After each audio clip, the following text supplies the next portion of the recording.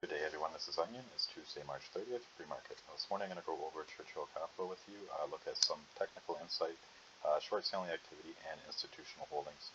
You can see here it's just at 6:30, just after 6:30, and the bid and the ask are a little bit over yesterday's close and a little bit of volume. So, it looks like the price might go up a little bit this morning. I did mention I have covered Churchill for a while. I hold Churchill, and I'll be covering it going forward as well. But I did mention that that support line of $22 yesterday. Obviously, with the close of 21.35, we did break that support line, and that was a solid support line. So you can see there was two bearish events triggered yesterday, and all the lower indicators as well are still showing a downtrend.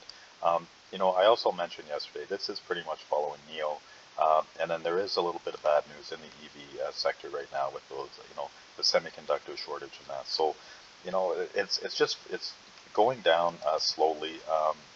We're gonna have to find bottom soon. I don't believe it's gonna drop below 20, but we're gonna have to see. All the indicators are showing. There still is downward movement here. The MACD is in well below the zero now and continues to fall and starting to separate more and more from the average line. Momentum's dropping.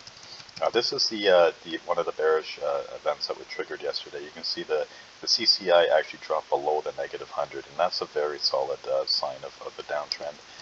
And the relative strength here, you can see, is still at 38. So it's getting close to oversold territory, but there still is a little ways to go. And you can see the rest of the lower indicators here. Everything is pointing down, indicating more downward movement.